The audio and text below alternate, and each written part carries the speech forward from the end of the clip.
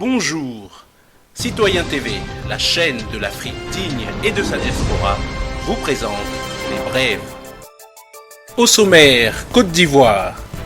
La jeunesse du Front populaire ivoirien de la Fédération Abidjan-Banco a entamé une tournée de mobilisation dans sa zone ce 11 juillet 2015. FPI, séminaire à Mossou ce 11 juillet 2015 à la résidence de la première dame Simone Eivet Gbagbo. Actualité en RDC, Congo-Brazzaville et Constitution. Et pour finir, les titres de l'actualité en Syrie.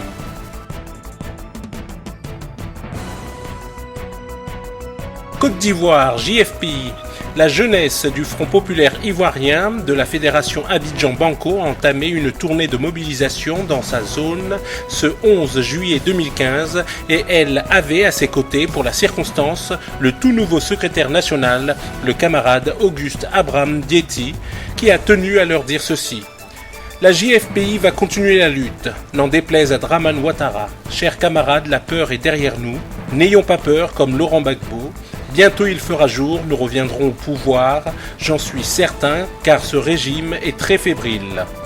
Nous sommes beaucoup, que Ouattara agrandisse les prisons, nous sommes sereins, allons-y pour la lutte, Dieu est Dieu.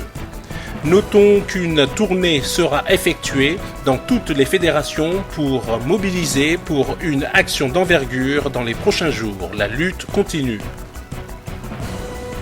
Le FPI, secoué certes par cet acharnement du pouvoir en place sur ses cadres, la chasse à l'homme, les musellements et les emprisonnements, notamment la dernière en date, celle du digne national de la JFPI, Daï Nestor, et son transfèrement à la prison civile de Dimbokro, mais le FPI n'est pas vaincu et reste convaincu qu'il viendra à bout de ce régime impopulaire. C'est donc dans cet état d'esprit de sérénité que les fédéraux du parti de Laurent Gbagbo se sont retrouvés depuis ce matin du 11 juillet 2015 en séminaire à Mossou, à la résidence de la première dame Simone Eivet Gbagbo, pour affûter leurs armes démocratiques pour la suite du combat, certainement la dernière ligne droite. Le vice-président Hakoun Laurent, qui représentait la direction du parti, les a félicités pour le travail pleinement accompli, quand le vice-président maître Kouassi André lui a déroulé un brillant exposé sur la doctrine du parti et les textes afin que nos dignes fédéraux veillent dans leurs zones respectives à maintenir la population dans la ligne de la lutte qui nous a toujours caractérisés. Le séminaire se poursuit en 3 plénières. Premièrement, les relations entre les fédérations et la direction du parti. Deuxièmement, les attributions et les missions des fédérations. Et enfin, troisièmement, les responsables des fédérations et les alliances. L'histoire de la Côte d'Ivoire est très très fraîche pour qu'on puisse la pervertir. Ouattara, c'est le paroxysme de la malhonnêteté et de la mauvaise foi. En son temps, quand il était dans l'opposition, Ouattara se mettait en Europe pour dire que c'est parce qu'il était de l'Ouest, c'est parce qu'il était musulman qu'on voulait l'assassiner, qu'il est en exil. Gbagbo a pris de lui-même, il allait le chercher en exil et l'a emmené en Côte d'Ivoire. Et en ce temps, il a emmené tous les exilés et jamais Gbagbo a poursuivi les gens en Côte d'Ivoire pour leurs idées politiques. Il a même financé le parti de Ouattara afin que Ouattara puisse librement faire toutes ses activités politiques. Mais aujourd'hui, qu'est-ce qu'on raconte? Ce même Ouattara qui disait qui justifiait le fait que les nordistes ont pris les armes parce qu'ils étaient maltraités, c'est lui qui maltraite le Sud. C'est lui aujourd'hui qui maltraite l'Est, qui maltraite l'Ouest et met seulement en vigueur le Nord. Alors, comment on peut dire que quelqu'un qui parle de démocratie puisse bâillonner tout un peuple juste parce qu'ils ne sont pas d'accord avec ses idées?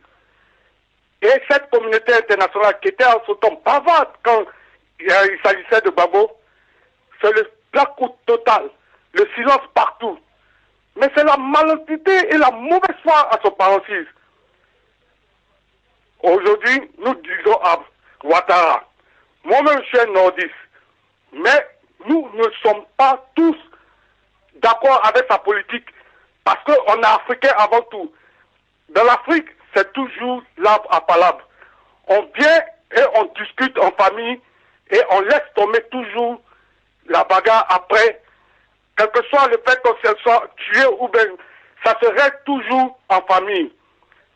Donc, Ouattara, qu'il arrête tout ce qu'il, sa violence qu'il a établie en Côte d'Ivoire. Tout le monde sait que c'est lui qui a introduit la violence en Côte d'Ivoire, mais en son temps, on l'a pardonné et on l'a laissé aller aux élections. Qu'il sache qu'entre nous, Africains, et surtout ce peuple ivoirien, on sait pardonner. Il a 5 mois avant les élections, on lui demande pardon, qu'il libère tous les prisonniers et qu'il laisse rentrer tous les exilés afin que la Côte d'Ivoire puisse retrouver sa paix.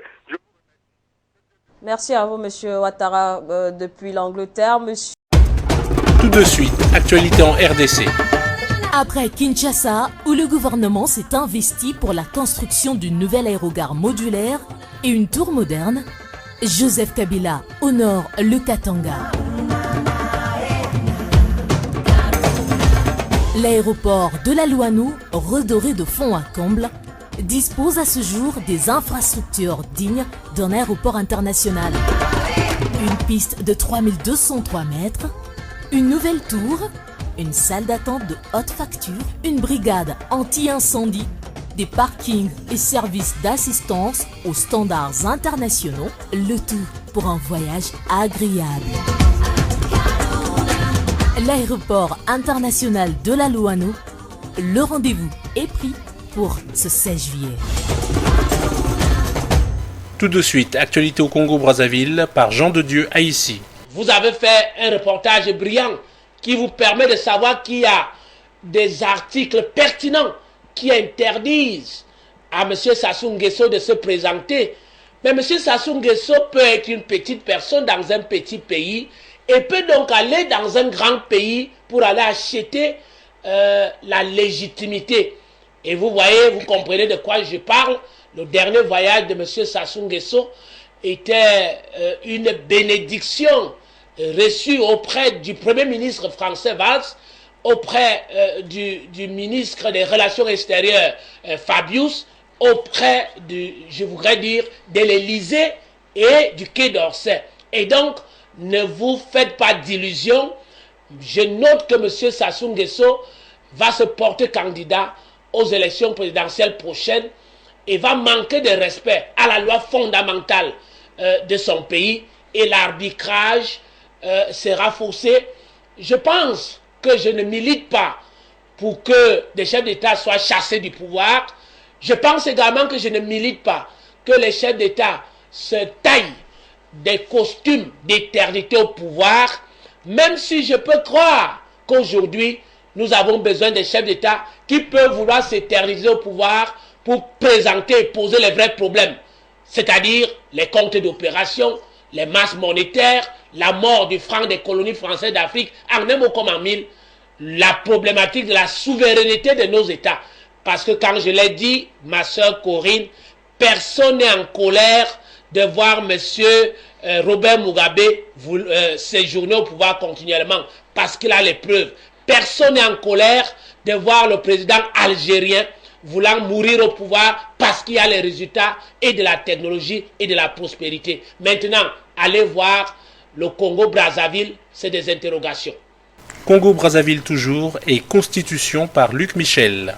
J'aurais voulu, avant de parler du Congo-Brazzaville, dire un mot, puisqu'un des panélistes a parlé du parti de gauche. Les choses ne sont pas si simples en Europe lorsqu'on aborde le néocolonialisme. Et le parti de gauche aujourd'hui, qui est associé à la dernière majorité de François Hollande, n'est absolument pas un parti anticolonialiste. C'est aujourd'hui un des partis, par exemple, qui a pris en main la fameuse corrette en Guinée équatoriale contre le président Biangleman Massogo. Les téléspectateurs doivent savoir ça. En ce qui concerne le problème des constitutions, moi, vous savez, je suis partisan un peu de la réflexion de mon ami Jean de Dieu ici. Je ne crois pas au fétichisme des constitutions. Il y a des présidents qui se trouvent au pouvoir et qui, à mon sens, doivent le rester parce qu'ils assurent la stabilité et le développement de leur pays. Et il y en a d'autres qui s'accrochent au pouvoir sans aucun motif à le faire. La Constitution, au milieu de tout ça, c'est pas un tabou. Dans un pays comme la Belgique, par exemple, qui est la capitale de l'Union européenne, où se trouve le siège de l'OTAN, on a changé la Constitution belge depuis 1960, quasiment à chaque élection législative, c'est-à-dire 4 ou tous les 5 ans, tout simplement parce qu'il y a un processus de fédéralisation du pays et qu'on le fait évoluer en fonction des majorités qui gagnent les élections.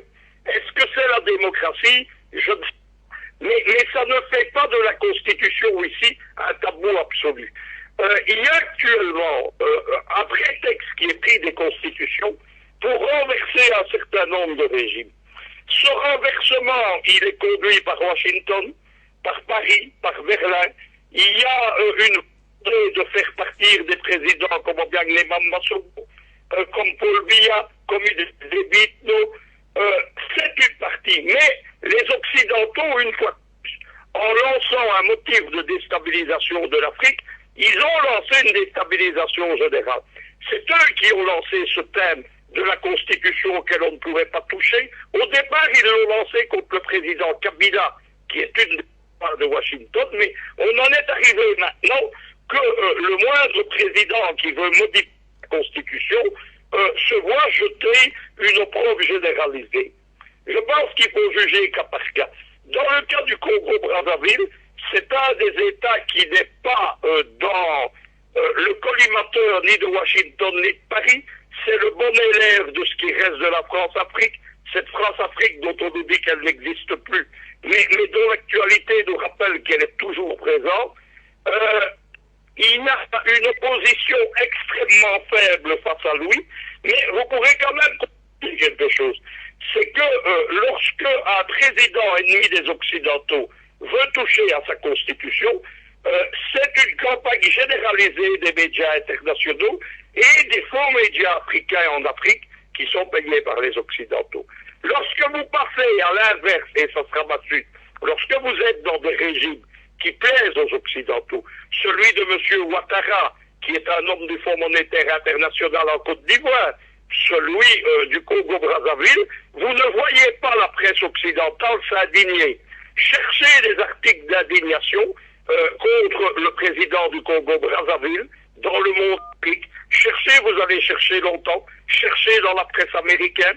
Cherchez toutes ces ONG qu'on mobilise contre la Guinée équatoriale, contre le Cameroun, contre le Tchad, contre le Burundi, contre la République du Congo. Vous ne les voyez pas. Il y a visiblement 2 poids 2 mesures. Il faut juger à l'aune de chaque situation, mais surtout, et ça sera mon mot de conclusion, moi je pense que c'est aux Africains à décider. Je pense qu'on n'a pas à imposer une thématique et un agenda occidental à l'Afrique. À tout à l'heure pour la suite du débat. Et pour finir, les titres de l'actualité en Syrie. Élimination de terroristes dans les banlieues d'Idlib, Damas et Daraa.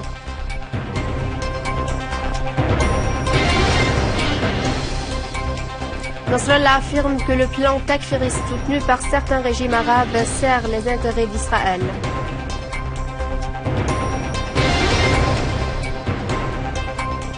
L'armée yéménite pilonne des positions militaires du régime saoudien dans la région de Jizan.